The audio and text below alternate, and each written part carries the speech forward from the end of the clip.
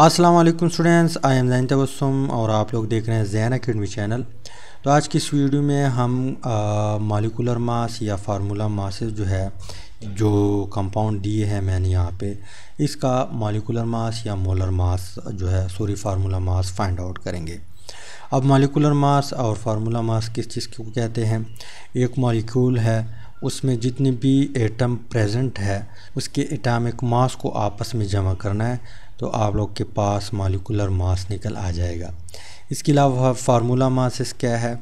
Formula जो है ionic compound जो होते हैं उसको हम फार्मूला मासेस कहते हैं। जिस तरह यहाँ पे एल्यूमिनियम ऑक्साइड है, सोडियम क्लोराइड है, पोटाशियम डाइक्रोमेट है, ये क्या है? फार्मूला मासेस है।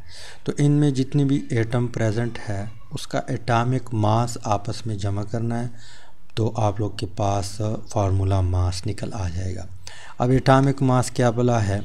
कोई भी एटम है, मान लो ये हमारे पास क्या है? एटम है और ये उसका न्यूक्लियस है। अब उस न्यूक्लियस में जितने प्रोटॉन है और जितने न्यूट्रॉन है उसको आप लोगों ने आपस में जमा करना है, proton plus neutron, proton plus neutron. तो इसका जितना तादाद होगा उसको अगर आप लोग AMU में रिप्रेजेंट करते हैं तो आप लोगों ने AMU में लिखना है, या अगर आप लोग मोलर मास में रिप्रेजेंट करते हैं तो ग्राम लगाएंगे हम। जिस तरह मैं यहाँ पे एग्ज़ाम्पल देता हूँ, मान लो हमारे पास ऑक्सीजन है। अब ऑक्सीजन की न्यूक्लियस में 8 प्रोटॉन है और 8 न्यूट्रॉन है, तो वैल्यू कितनी आती है? 16। अब इसके साथ अगर हम AMU लिखेंगे तो एटॉमिक मास, इसके अलावा 16 के साथ अगर हमने ग्राम लिखा फिर इससे मोलर मास बन जाता है। क्या बन जाता है? Molar mass. यानी 1 मोल ऑक्सीजन का मास कितना होगा? 16 ग्राम। और एक ऑक्सीजन एटम का AMU में मास कितना होगा? 16 AMU। ठीक। अब इस कंपाउंड में आप लोग देख ले, इसमें हम जितनी भी एटम है उसका एटॉमिक मास आपस में जमा करवाते हैं।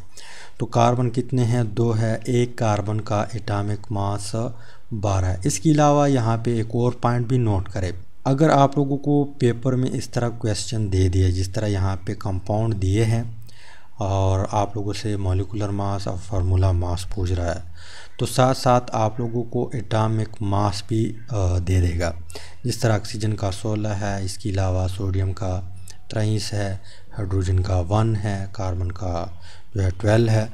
इस तरह मासेस भी आप लोगों को साथ साथ दिए जाएंगे पेपर में। अगर नहीं दिए, इन केस आप लोगों को नहीं दिए पेपर में और आप लोगों से इस तरह क्वेश्चन पूछ लिया कि कैलकुलेट द मॉलिक्यूलर मास या formula mass of the following compound, तो आप लोगों ने प्रेडिक्टेबल जो है ज़रूर साथ लेके जाना है। प्रेडिक्टेबल में हर एटम का एटॉमिक मास प्रेजेंट है, तो उस प्रेडिक्टेबल में आप लोग एटॉमिक मास देख ले और फिर आपस में जमा कर दे।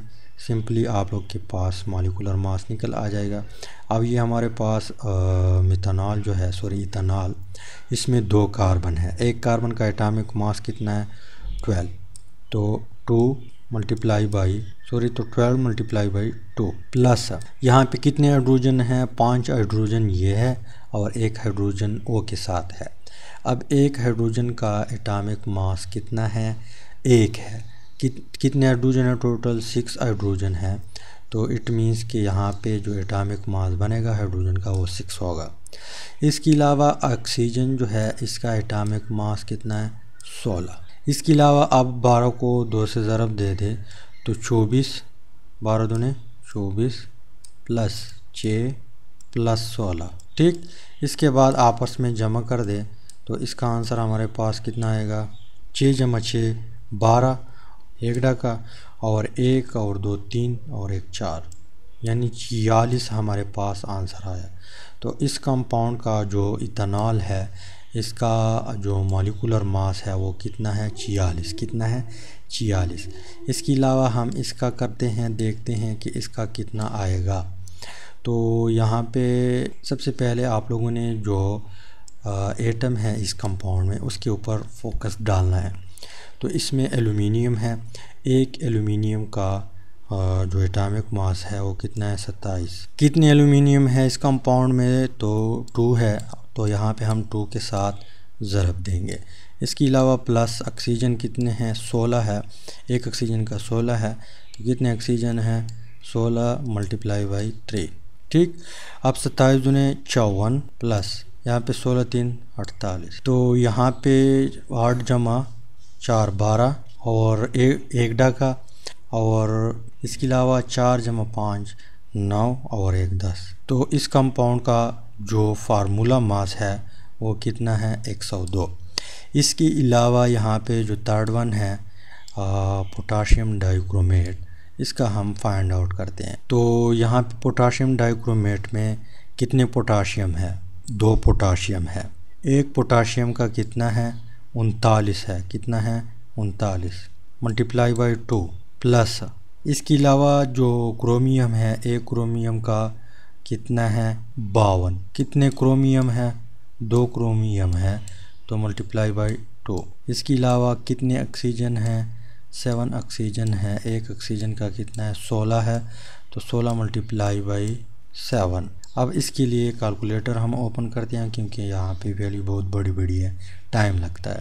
तो यहाँ पे 39 × 2 इज इक्वल टू 78 प्लस यहाँ पे 52 multiply by 2 is equal to 104।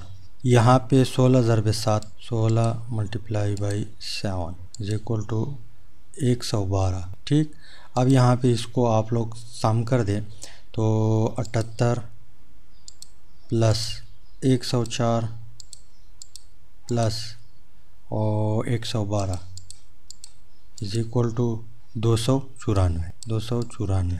तो ये इस कंपाउंड का फार्मूला मास है।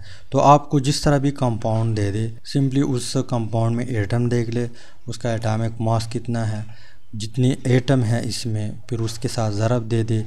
जिस तरह यहाँ पे 2 है एल्यूमिनियम, तो 2 के साथ हमने ज़रब दे दिया। इस तरह यहाँ पे 7 ऑक्सीजन है, तो 7 के साथ हमने ज़रब दे दिया। तो और फिर आपस में आप लोग ने जमा करना है, तो आप लोग के पास जो मासेस है वो निकल आ जाएगा। तो उम्मीद करता हूँ वीडियो की समझ आई होगी। अगर समझ आई है वीडियो को लाइक करें, शेयर करें, चैनल को सब्सक्राइब करें। Finally thanks for watching.